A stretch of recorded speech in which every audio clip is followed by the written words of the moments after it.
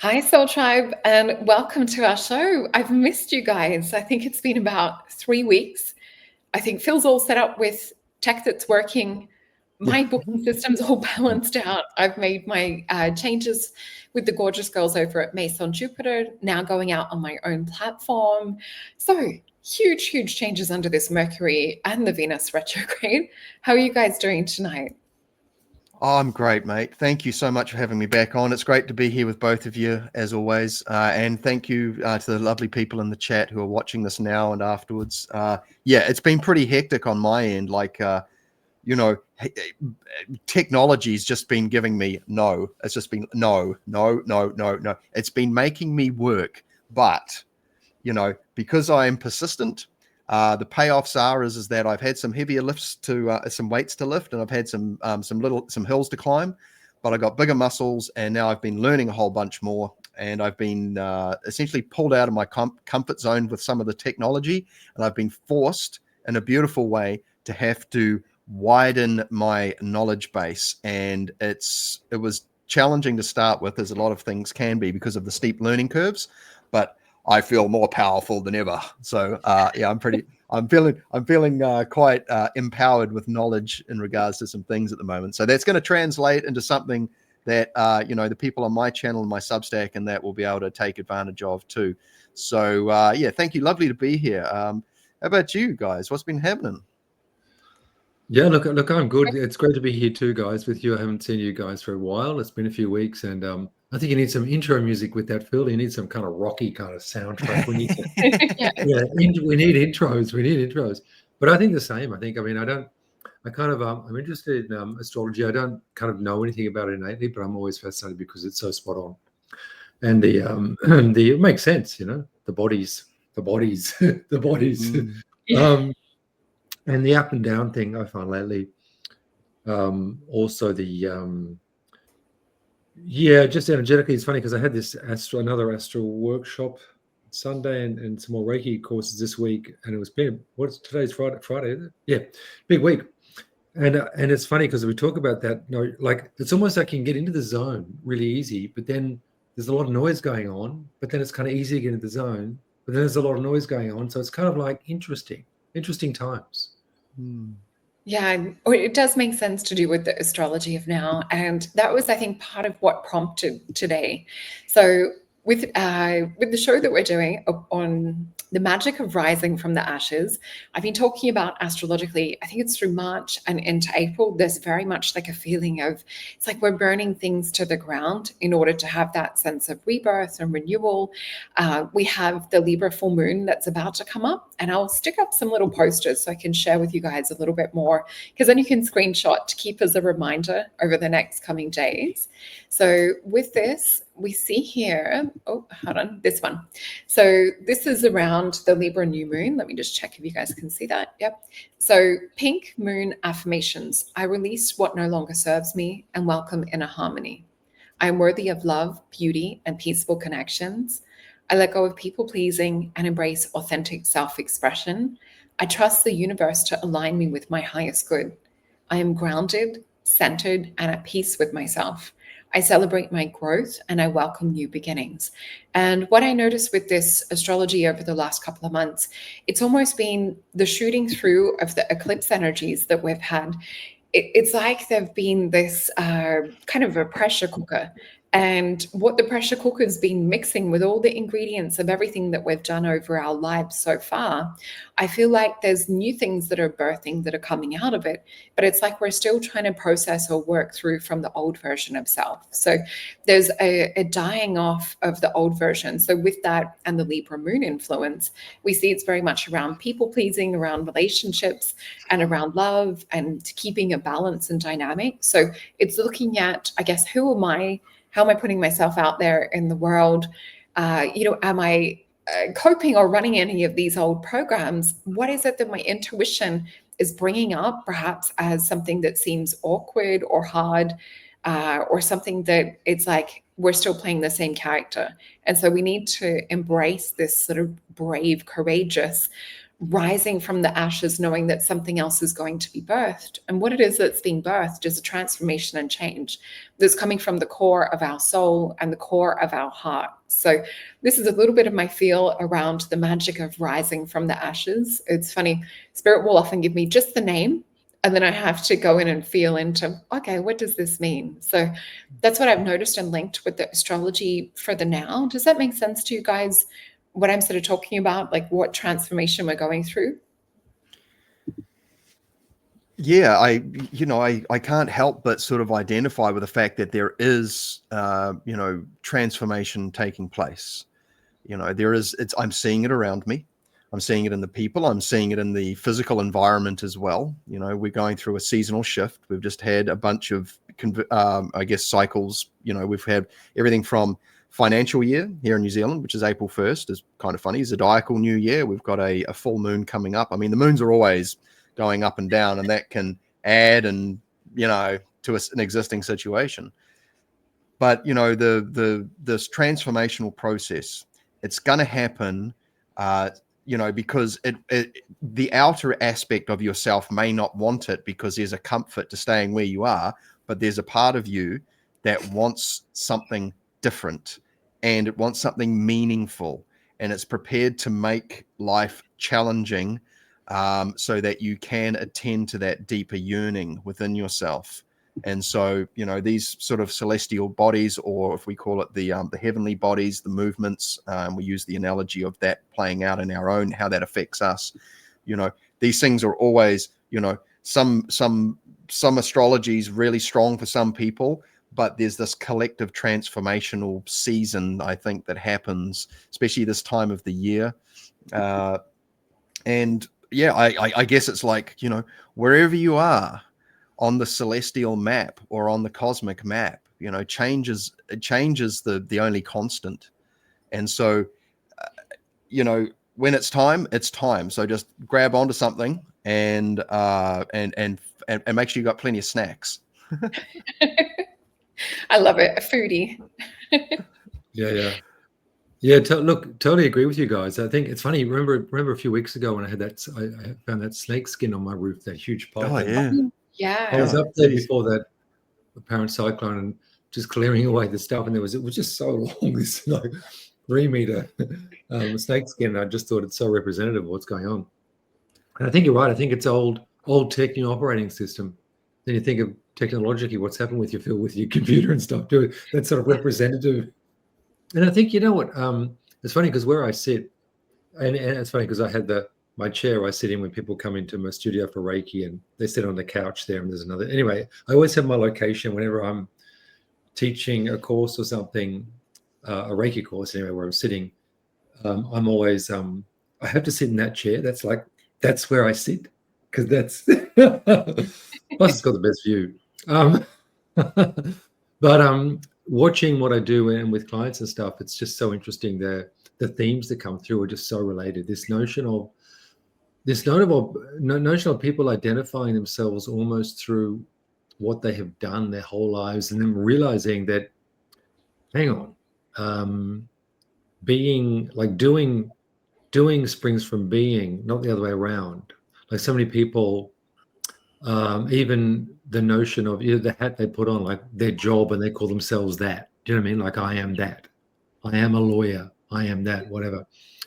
But in fact, so optimally, I've always felt that any action should spring from the feeling of how you are. I know it sounds a bit obtuse, but rather than, I've got to do that. It's more, it springs from you. Do you know what I mean? And I know that we don't all have the time to sit there and wait for that action to spring from us, but in principle, that we don't. Our identity is not what we do; it's who or what we are, and then everything comes from that. So yeah, we've kind of got it the other way around in society. I feel we have this notion, people wearing hats and this kind of thing, and this is crumbling. People are kind of realizing they're not their job. They do that job, but that's not who they are, or they are not that particular family member, or they are not that. So, and that has a lot to do with the people-pleasing thing too, I think. So it's kind of a cart before the horse kind of situation. I think that we've been living in. I've always felt that. Even from the notion of schooling, education, this notion that being told that there are problems, like solve the problem. And I didn't know there was a problem to begin with. It's like we've been sold this notion that, it's like people think that politics is going to solve problems. It's not designed to solve problems. It's just designed to be what it is.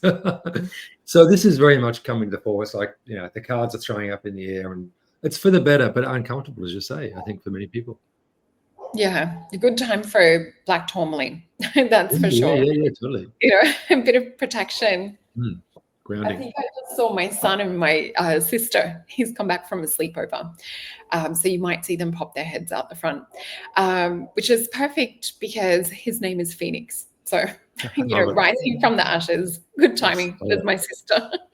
He's just carting away your Buddha. Someone's carting away your Buddha as we speak. I love it. No, finding the keys. We know where the keys are. You're find a new hiding place now. Hey, Soul's keys are. Oh my gosh.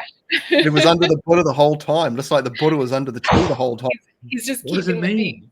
What does it mean? She's just waving to me. Priceless. I'm glad you guys got to meet my sister. Oh my gosh, that's so funny. I'm going to read to you guys a little bit more around, I found this and I thought it was perfect synchronicity for what we're traveling with. So this was a channeled message that just popped up on Facebook and it really resonated. So it is a divine feminine one, but for those that are in the balanced masculine, I think it resonates as well. So divine feminine, you are in a period of integration. Allow the energies to settle within you gently. There is nothing to force, nothing to fix. Trust that there is stillness, or the trust that this stillness is growth. As the full moon rises, a powerful wave will lift you into what's next. Your physical world will transcend, not through striving, but through your willingness to receive what is already yours. So trust in the timing, and the leap that you seek will come on the wings of grace. And I think that's it's so beautifully put and so constructive in that I really feel that a lot of our change traditionally comes from forcing in the 3D physical. And I don't know about you guys, but I know the last few weeks and with my change of coming back over to my own platform, with bookings and everything too, it doesn't feel that I'm changing to do with the external necessarily being, bad or anything. In a lot of ways, they're beautiful and harmonious and have brought magic into my life. But it's almost like a higher kind of birthing or calling that's coming in. I was saying with the girls at Maison Jupiter, it's like we're in the birth canal and we're in this hard sort of difficult stage of where we have to maybe twist or turn our shoulders to kind of dislodge and come out the other side of it for that clear birth.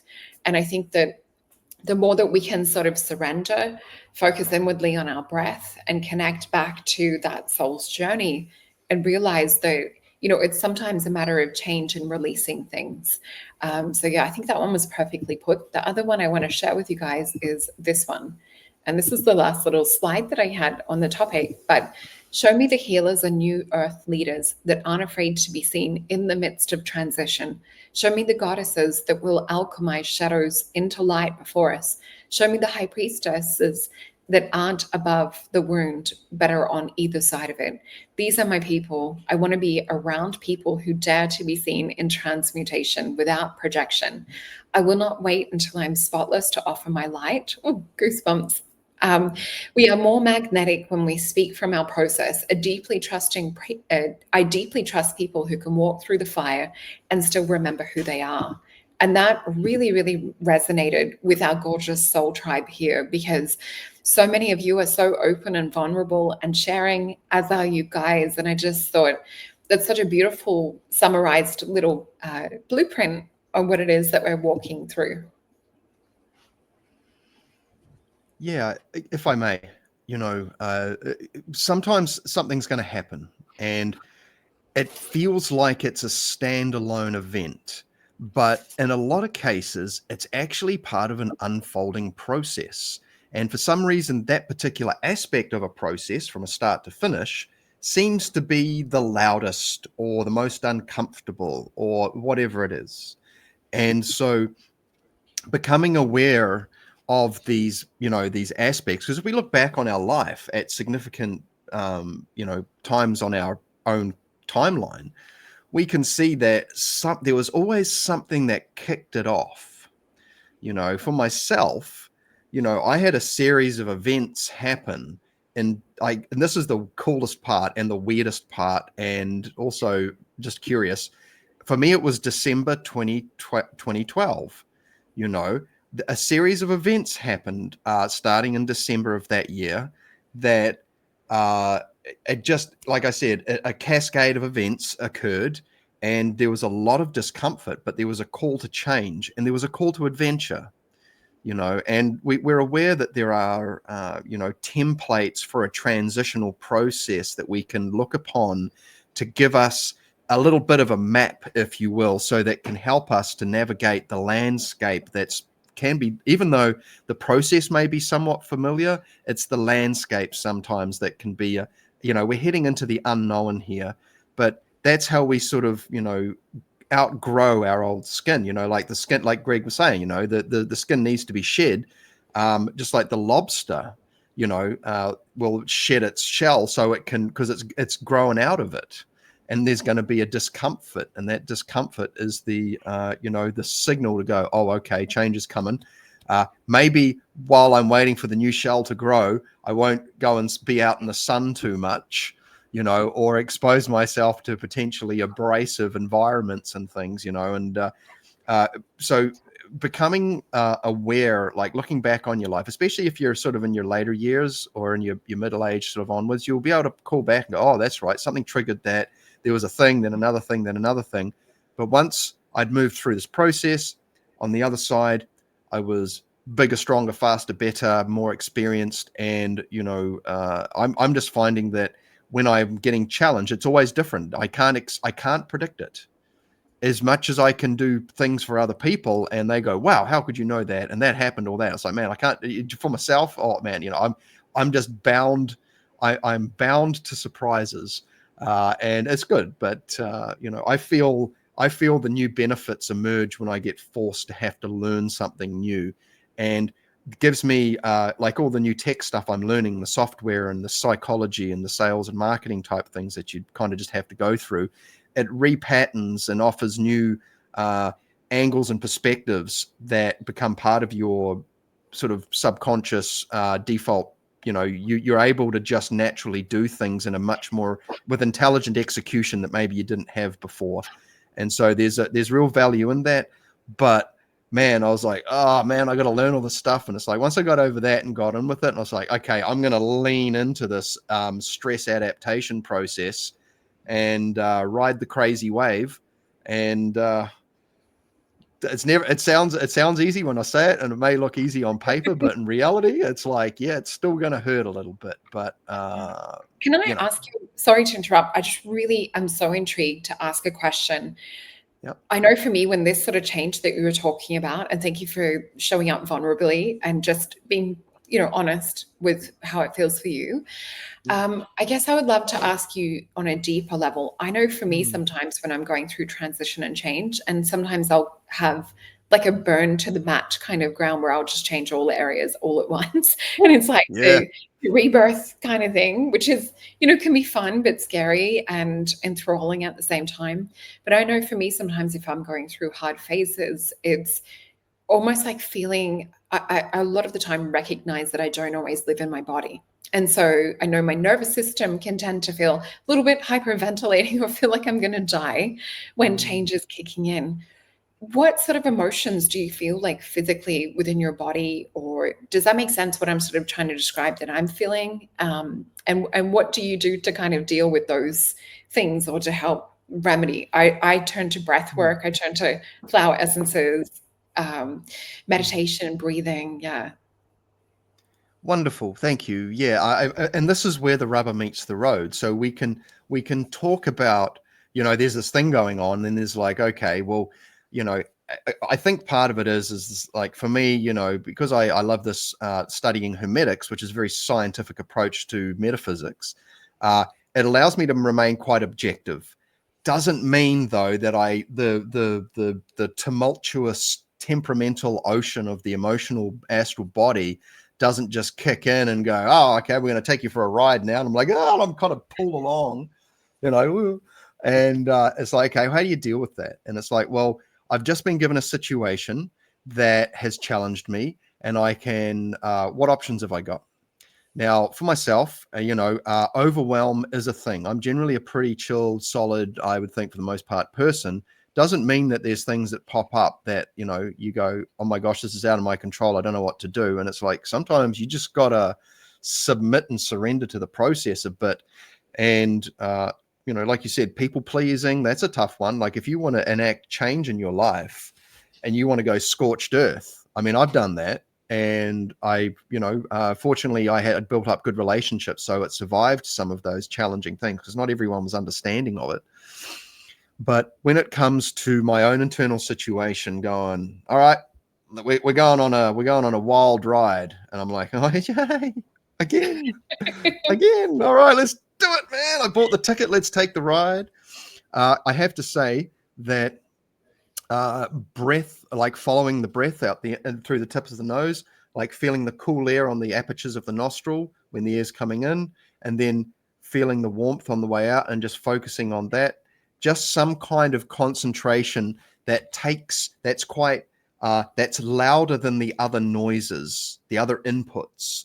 And that will help to basically bring your focus onto this idea of peacefulness and stillness. Because, you know, if you're having an emotional reaction to something, you know, everything's brought to life and your mind's like, oh man, what do I do with this? And it's like, well, you bring your mind in and it's able to start managing what it takes on board. But definitely, you know, going into a natural environment and just breathing in the tranquility, the serenity. Think of words that bring you back to a nice centered place, because the emotional body is it will settle down. You know, it's often referred to, you know, like as the what is it, the suit of cups in the tarot. And some of the, you know, like that old king of cups, you can see him in the background. It's all tumultuous, but he's just sitting there chill, and he's got it. He's solid, right? So you want to have, in my view, you want to have a bag of tricks or a bag, you know, in your medicine bag essentially for yourself. So when things go awry, if you get overwhelmed or things are just on the rise, you go, okay, what's my go-tos? And you have them handy. Because when you're in an emotional maelstrom, sometimes your ability to remain objective can be skewed. So you just go, here's my little book or my piece of paper I keep in my wallet or my purse. Do this, do this, do this, do this. And you just outsource to a process that you've pre-planned. I tend to do the same thing. So like the meditation alarm will go off, or the affirmations that are in and around the house. That's really valuable advice. Thank you for that. And how about you, Greg?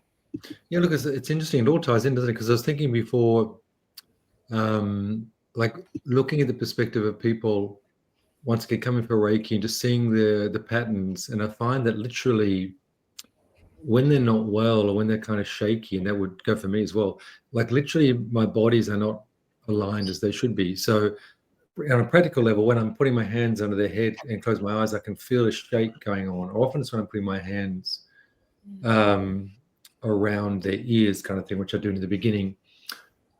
So I cup my hands around their ears, and I can kind of feel there's like a shudder.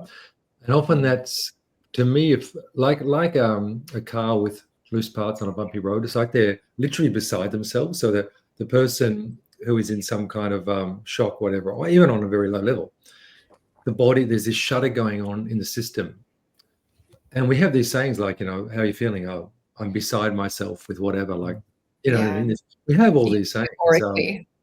You know, get a hold of yourself, get yourself to pull yourself together. But and then what I find naturally is the bodies come into alignment, so that there's not so many. So I think when we're in kind of that low level shock, which we all go through sometimes, there's like these little fissures developing where the energy gets out of our subtle bodies, and we lose energy, we lose kind of who are we, that kind of stuff. And it's so interesting because in all of that, I'm thinking, because as we know in healing, in this kind of healing, it's up to the client who's doing it. They're doing it. We're just activating. So it's like that. And I'm thinking before you mentioned landscapes, Phil, I'm thinking like a body is like a landscape. When someone comes for body work, literally their vulnerabilities are their strengths. Their vulnerabilities are the portals where the Reiki flows in. So you're looking for areas where where you can feel there's something going on. And often you can see on the body, you can feel, let's say if we're talking about the top of the spine, there's sort of undulations that are a little bit out of whack. But funnily enough, those vulnerabilities are exactly the portals to where the energy runs in. So I think what that represents is like our weaknesses, or our perceived weaknesses, are actually the doorways to who we truly are and our strength. And that's that makes sense. I think now that a lot of people, as you say, this sharing one's vulnerabilities is a good thing. I mean, it's so human on the best sense, and I think this discomfort, it is interesting. I feel it too. I sometimes want to wriggle, but I guess my thing is, I feel often I know it's not me. Like I know it's very easy to say I know I'm in a perfect space, but I go and sit under the pyramid for a little bit because I'm getting into those Giza golden mean frequencies, which I find do calm me very quickly. I've even got a pyramid crystal pyramid that is also, again, I'll hit it and spin it above my head, and I find that really just gets me feeling connected to. So my feeling is that our bodies are out of whack when we're feeling like that, and when we can get them in. And you can see, like when people are in or out, you can just see it. I mean, looking at clients and getting used to that, being from in that chair that I'm in, and you guys feel that too with clients. But it's like there's almost something behind their eyes that is not them, and it's like, okay, and whatever you want to call it, are they out of whack? Do they have entities? Do they have energies? Whatever, you can call it whatever vocabulary you want, but it's just that person not. The body's not fully aligned, and then when you are feeling fully aligned, it's back on. So I use frequency and also chakra breathing, just breathing through my chakras. So I'll go in the forest and just breathe through my chakras, just breathing awareness through my energy centers, and I find that just gets me just kind of feeling good. So I think the breath is a thing, isn't it? Because it just brings you back into body. It's all related. Just so interesting. It is. And I love your example of, talking about the different body parts and being able to touch and see into things. And the one you were talking about up here just reminded me of when my kids were little and, constantly breastfeeding and having two of them sort of closer together. When I connected in that from a kinesiology level, because I noticed a little bit of the bone structure changing, and I'm like, oh, it feels like there's a little bit of a hump or a bump from constantly holding these babies. And, it was about like pouring all my nurturing and energy into other people outside of myself. And as soon as I identified the emotion and corrected it, it went click, click, click, and realigned instantly. And I avoided having any kind of hunchback situation. But you can see that physiologically in, people that are hunched over. You see a lot of the time, walking sticks and people hunch fully over or their back. And sometimes when you open up that emotion or tap into that hidden or trapped feeling that's in the heart, you can restructure and change someone within 24 hours. It's absolutely incredible. So I do encourage our soul tribe, if you guys are going through things, these boys are very skilled and have a lot of expertise in energy healing, Reiki, as well as being able to counsel you through a lot of the things that you're going through. So I do encourage you guys to reach out, and we'll show the websites and things at the end, but all of the descriptions and links to everyone tonight are in the box, in the description box below. Greg, I did also want to ask you about, you mentioned in regards to, our weakness is also that thing that we need to maybe perhaps embrace. And I just want to pop this up as reference. So I know I'm going through a huge shift and change, and this was captured yesterday. So I had a client session, and I usually have my screen on little and have my client on the bigger one. So I'm drawing their aura and intensely reading. And she's like, oh my God, your aura. She's like, there's, all this rainbow and plasma energy. And yes, we do have the sun that comes through this window around this time of year, but you can see that there's one wing that started to form, a plasma wing. And I do feel that I'm going through this energy transformation or transference. So hopefully the other wing will pop out on the other side. I was aware of wings when I was about 21 was the first time I felt them sort of pop out. But I do feel that there is, where you were saying about embracing what it is that is our downside or, downfall. I do see with me, with all this Libra full moon energy that we're walking into, there is a lot of that giving, that nurturing.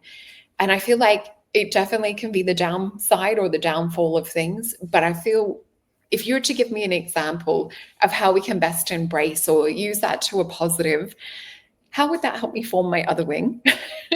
So It's a Yeah. really good question, isn't it? And on a personal thing, I'll share a personal thing with you. Because I was, as a kid growing up, pretty quiet kind of kid, thoughtful kind of stuff. And that can often be misinterpreted when you're a kid, as you know. And I never forget, I had an uncle, and I love my uncle, one of my uncles, and he was a real entrepreneur, and he was a boxer, actually. Anyway, when we were adults, it was an interesting comment. And of course, he was getting a bit of dementia, but he said, Greg, you're always weak. And it was interesting because he didn't mean physically, because physically I always did stuff, but it was just this thing of standing back. And I always used to think that was my weakness, that thing of standing back from having to correct the world around me. And it's funny, of course, I fell into what I fell into.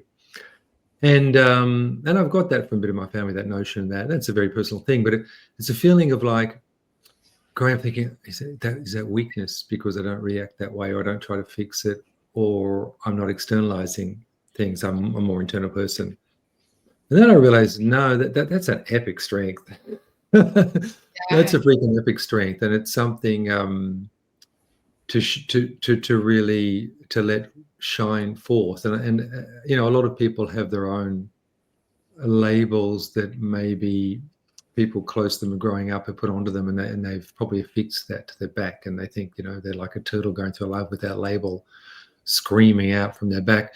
So it's interesting. I just think in a non-dual world, which is where we're from and which is actually who we truly are, there is no dualism. And as I've said many times, I've just, this overwhelming love that one feels in the astral is, of course, mind-bending, and you can't let it go.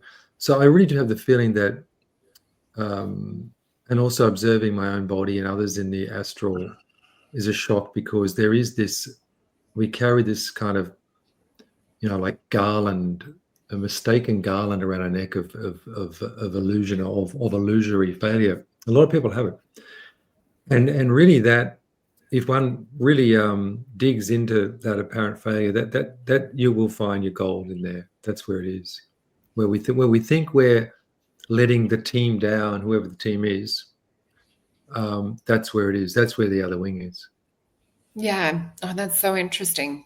I'm going to have to reflect and look on that a little bit more introspectively. But I do love the example that you gave. And I do, what I really love about our soul tribe is that we can be transparent, we can be vulnerable. And I do know, even within my own astrology chart, it's using things that I'm working through or going through as well. A lot of the time that it's like when we figure it out, you can bring it to the wider community. And it's like, this is like one way to do it. But I love that example of you actually finding strength in what your uncle was sort of saying was a weakness, because I think it definitely takes a lot more strength to be open, transparent, and vulnerable than it does to be just sort of that hard ass, closed off heart, or hardened over heart. And on that theme, before I forget, I loved Shakespeare when I was a kid, and the soliloquy, the Hamlet soliloquy, to be or not to be, whether 'tis nobler in the mind to suffer the slings and arrows of outrageous fortune, or to take arms against a sea of troubles. So it's this notion of, I love that, like that Hamlet, it was about, do I take action against, do I fight? And energetically, by fighting, you actually increase the energy of the fight, whatever that fight is. Yeah. Or do you kind of allow it and transform it, find some way of transmutation. And so it's like I get a lot of clients to say, oh, because we talk about protection, energetic protection, and they say, I'll put the mirror ball around me. And I say, that's fair enough, but do you really want to reflect back those barbs coming from someone who you don't get on with at work? Do you really want to reflect that back to them? Or wouldn't it be better if it didn't gain traction in your field and just move through you? And so I think that relates to this question too, if I can get you guys to touch on this. Sorry to interrupt. So I think that's perfect what you said about the mirror ball too, because, where we place our thoughts, where we place our attention and energy, that's going to grow that. So if we are looking at sort of highlighting or spotlighting the boogeyman, we don't want to do it over and over and over. The same as if there's situations or people, places, or I'll use relationships because that's a really easy one to see and identify, whether it's, family or romantic or friendships. Sometimes if we're seeing someone externally, treat or act in a certain way, we can sometimes have that victimization, or we can look at it in like whenever that person shows up, that trouble shows up.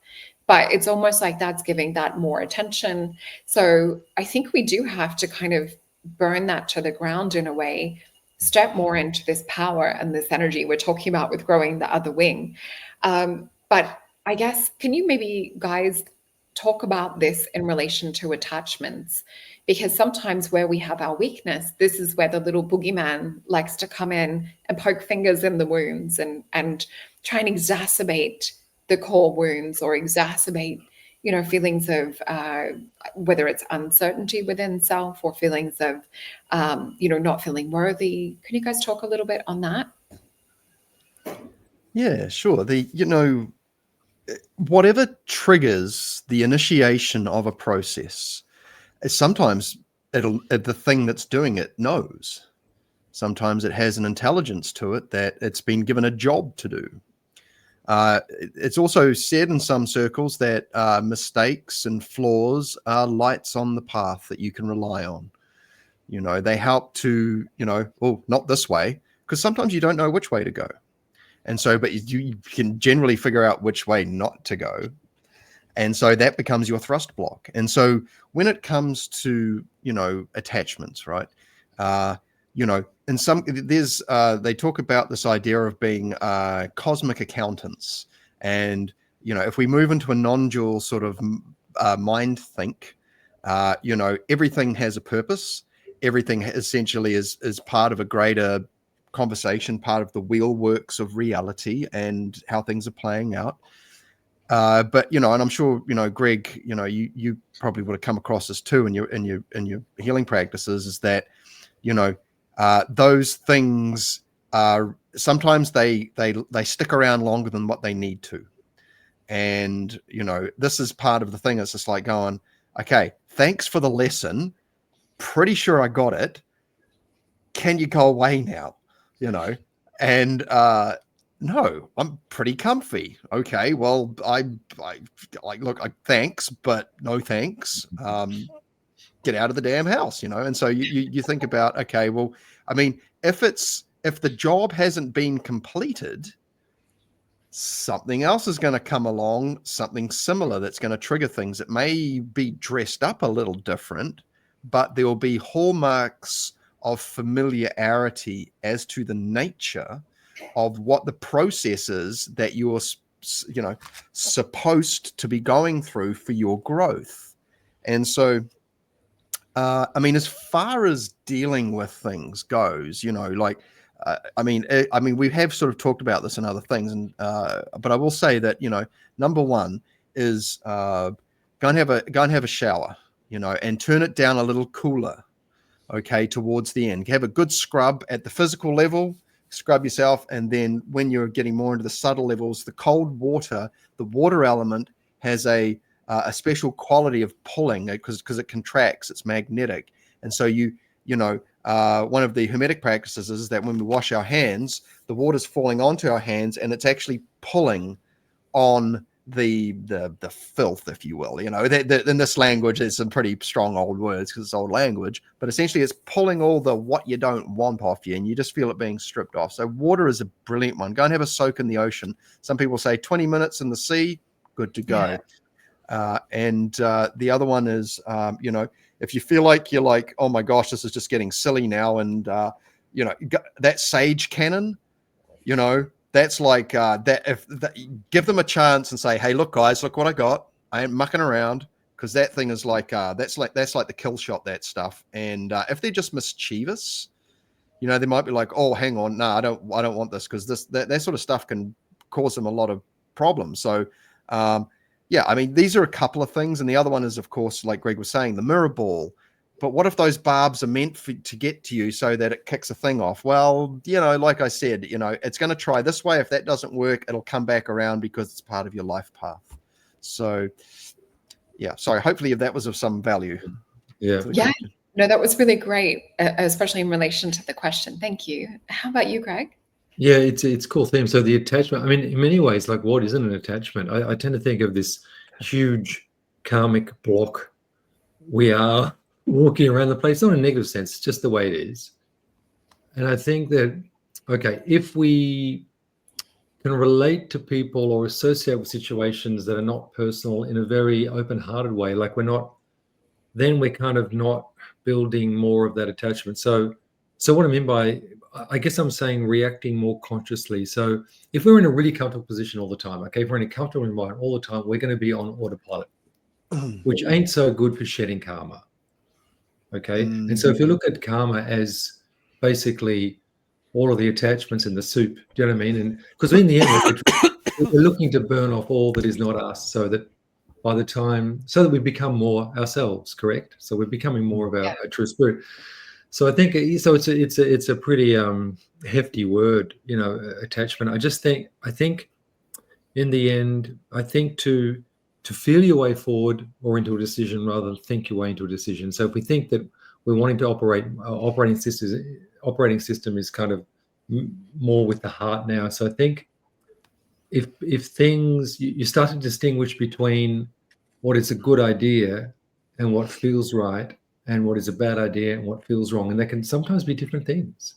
So I think if this a full-bodied mind traction with what's going on is going to steer you generally in the right direction, so that because attachments are there to kind of put you off balance a little bit. It just happens that way, that they tend to. I think to look into how you're feeling rather than thinking is good, and use that as a yardstick. And then also, as you're saying, feel like jump. Like yesterday, I went to the sea. I make it a thing every week to go, no matter. And it was pretty rough. I just always get in the water, and the bath thing is good. The cold shower is really good, and finding ways, incantations to remove what is not you. This kind of stuff. And I think as light workers or energy workers, the stuff we do as working sensitives, as in we're working with this stuff all day, that we found these techniques that help, and they really are, that's what gets you through. You have to do that, and I know a few young students I taught a while back with starting to get into Reiki. I'm not going to do Reiki, no way. I'm getting into people's field, and they're good at Reiki. They're really good at it, but they just didn't take it seriously enough what they were stepping into. Because you are shunting things around the place, and those particular energies that are there for the purposes of karma to keep going, that they prefer certain attachments to be stuck on people, because so they can live, and that's normal that they want to experience. So I just think finding ways of not so much boxing it and smashing it up and fighting up, but finding ways of living together, and as Phil was saying, leave the room, and like being quite resolute in one's ways of ridding oneself of these energies. And I think that anyone who's doing this stuff and is sensitive to it will realize that, these techniques actually work. These techniques will make you feel better. You jump in the sea, you're gonna feel better. If you're feeling distracted, whatever. So, getting back to the earlier question, how do you deal with these things? Just by actually dealing with them. That's a pretty clear, straightforward answer. Thank you.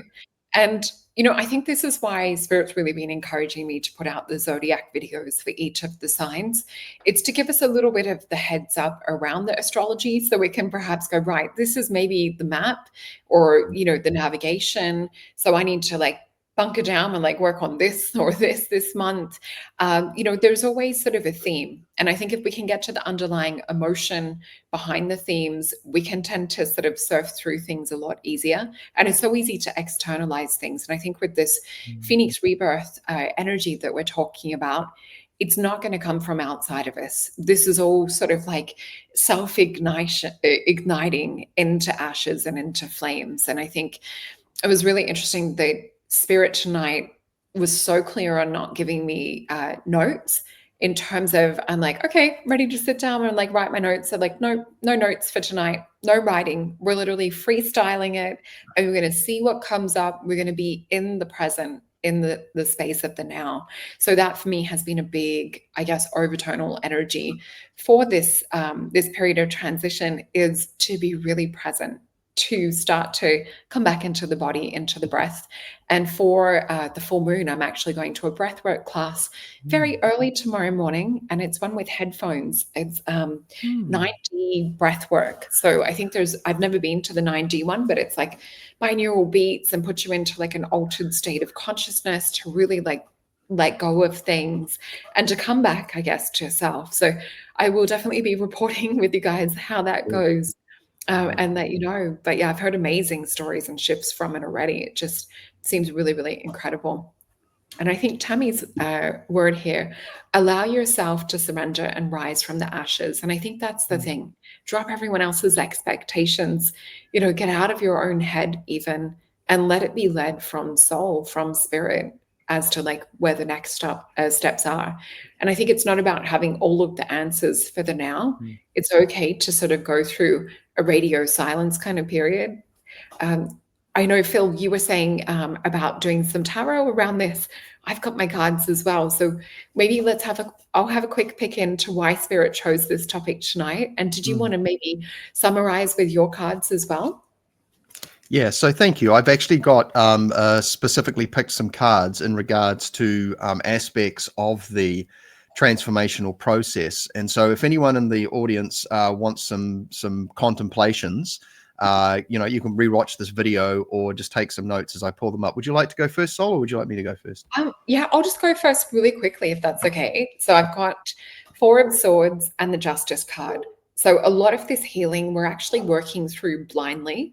So this is Libra energy. So it's really centered around this full moon that we're having, which is the pink moon, as we talked about too. So definitely a lot of like inward stuff, working with the emotional body, working with relationships, connections.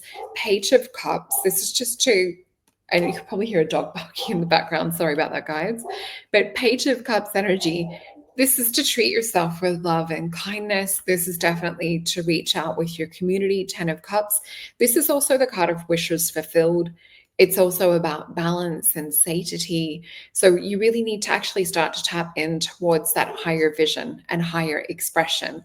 So you may have been getting Page of Cups energy, but you need to tap into 10 of Cups. So you need to actually give the universe a blueprint and a program for what it is that you want, not be focused on what it is that's, creating imbalance. The other thing we have is the Emperor energy. So the big reason of why Spirit sort of gave us this topic tonight is have a look at like where you're placing uncertainty, where you're sort of like, I guess, accepting minimal, and where it is that you need to start putting your blueprint out a little bit bigger, prouder, stronger. And the Emperor energy is a little bit unapologetic, and he is Aries too. And it's interesting, in my favorite deck, it's double Phoenix on his shield. So there we go again with that Phoenix rising from the ashes. So we're definitely healing around this, healing around any inadequacies, healing around any kind of like lack or any self-worth issues, is why we're particularly working with this topic around this full moon. But yeah, take the lead, Phil. Can't wait to see what cards. Thank you. Great. Yeah, wonderful. So, guys, I just wanted to do a quick nutshell. And so you can use these images if you don't have to buy a deck. But if you're curious about how this may be sort of overlaid on the cards, not so much as divination, but as archetypes for helping information arise through contemplation. So what we have is that we have an event that happens that's, and so the Tower card here, basically, there's an abruptness, right? There's a moment of collapse or some kind of triggering initiation thing that captures us off guard. And so that sort of initiates and triggers a process that starts, a cascade, a series of events. Then what we have is that, as things are falling to bits a little bit, we have this, symbolized by the Death card, we have this kind of letting go, of like shedding the skin, if you will. We're having to literally tear strips off or let the strips fall off because we don't maybe know what else to do, but it feels uncomfortably like maybe the right thing to do. Then what we have is a and so that sort of represents transformation, and then while we're going through this process, we're doing a lot of thinking and we're considering. And so we have the moon card here, and this can be representative of sort of the unsure about what to do. We're going through a process. It's almost like the dark night of the soul. And so we're wandering in unknown territory. Something's going on, and we're having to just flounder and find our way through it. And sometimes the best thing to do is just switch off, isolate, go into quietude, so that, the internal situation can right itself, so the boat can steady itself. Okay. And then what happens is that once we find that, once we start righting the boat, if you will, or steadying the ship, these little moments will start popping up, and we'll hear this call or this opportunity is symbolized by Gabriel blowing the horn here on the Judgment card. And there's a part of us that goes, you might feel like you're in the dark alone and things are pretty desperate or whatever. But then in that dark, a little light will appear, and it'll be like this. It'll be all that pressure. And then all of a sudden, a little diamond will pop up. And if you're quick enough, it'll be easy. It should be pretty obvious because you've been so confused that something will pop out and the contrast will be so blaringly obvious. Now, the thing is, though, is that call can require some courage. But nevertheless, the Phoenix is gone. Man, I've had enough. And so and it's funny because this one here is some of these cards, like the Tower is a fire sign. The Death and the Moon are generally considered water signs, being Scorpio in it. This one here is attributed to Shin, which is the mother letter of the fire element. And so then we have, the Phoenix has heard the call. I'm just going to put on my big boy pants, my big girl pants. I'm going to put a rocket up my butt. And I'm going to go do it. I've heard the call. And then we have the clarity and the new life that comes about from the exhilaration of entering onto a new path that, we don't, like Solreta said, we don't need to know the full everything. All we need is one little cobblestone in front of us, one little thing. Okay. And that's what this can be sometimes. It's like, I can't give you the full journey, but what I can give you is a couple of steps in a certain direction.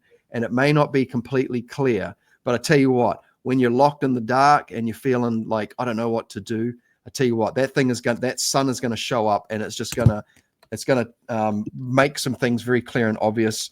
And then we have the new adventure, the meaningful adventure, and let us begin.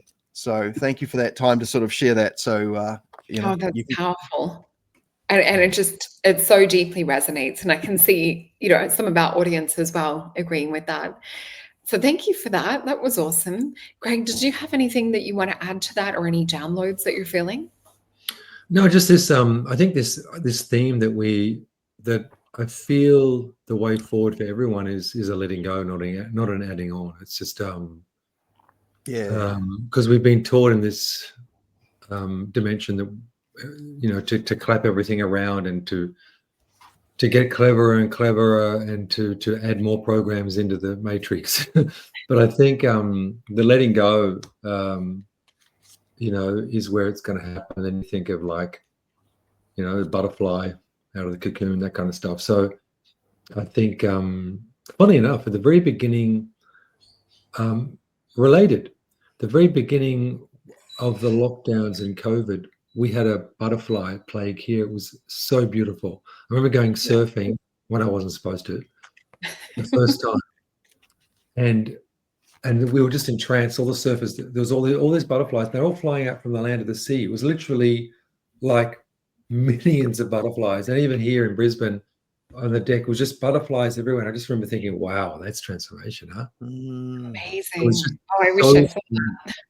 Yeah, it was just so full on, but it's just this feeling of a letting go. I thought it was bizarre that they were flying out to sea, like they were flying out to the unknown. They weren't coming the other way. Wow. I thought that was fascinating. From the fixed of the physical, they're flying out to this kind of, mystical, etheric kind of unknown. Yeah, it was beautiful. It really was a letting go. Yeah. Oh, what color were they? They were. I remember they were kind of like pinky and purpley and that kind of stuff. So it really was. It was just so profound, and a lot of, not a lot of the surfers are kind of real blokey blokes, and everyone was moved to tears. And it was quite a scene. Amazing. And everyone remembers that. Oh, that's so cool. So I'm just going to pop up because we have come to the end of our hour pretty much.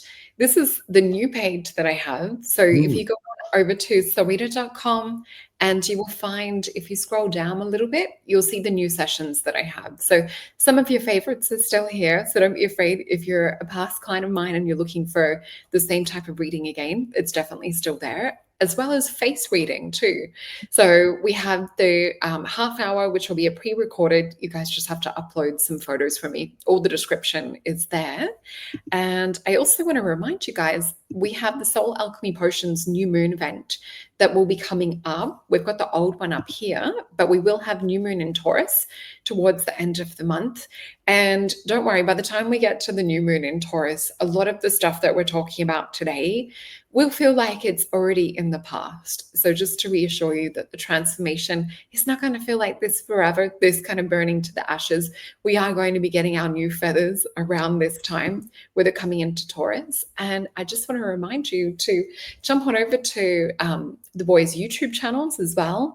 And you'll see Greg has his site here, and you'll see the booking sessions as well, which are along the top, services, and you can see Reiki and other things that he has on offer, as well as his courses. And with Phil, you'll see he's updated, and you've just had recently Mark Rasmus, who you introduced me to his work years ago. So I still have to catch up with the show that you did with him. I can't wait to actually watch it. It's like on the top of my to-do list. So jump on over there too. And you'll also see that Phil has bookings available too. So just want to, again, thank everyone for joining us. Love you guys, Soul Tribe. Oh, I can see beautiful Soul Sister here too.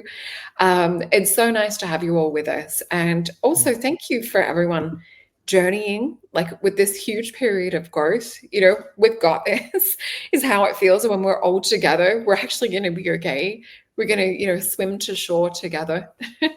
Anything you guys want to mention just before we sign off?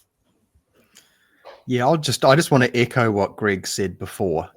Letting go, like learning to release things, so they actually feel like you're letting it go. Whether it may be something that's really special and value and important to you, but as we develop a relationship with something, there's what we might refer to as an astral matrix, or a bridge that forms like a linkage, and we can get caught up in that soup. Sometimes we need to zoom out so that we can become objective again. And one of the best ways to do that is to just let stuff go. Like just write a list of things you like and you don't like, and just, there's lots of different release techniques, but when you let go, you'll just feel lighter and easier. And like, what do they say? If you love something, let it go. And when it comes back, it's like, oh yeah, that's right. So outside of that, that's going to help the burning process, if you will, of, when the ashes, before you rise, is going to have to be the burning away. I mean, like the butterfly metaphor is beautiful, because the chrysalis is what the butterfly, the caterpillar, it was made from the caterpillar. It's what the caterpillar left behind so that it could fly. It's another wonderful sort of one. So thank you for that. It's always lovely. Thank you, chat. Thank you for joining us here. I appreciate you guys. Yeah, thank you guys. Oh, and I can see Lakeside Laura. and burn it. And I saw she said before she had like triple fire, I think it was, in her chart. So I just want to thank you guys from the bottom of my heart. Thank you, Soul Tribe, as well. This is always such a beautiful, cathartic learning experience for all of us. And we are transforming together and rising from the ashes. So I love you all. And thank you so much. I'll see you guys next time. Bye. Thanks, guys. Yeah.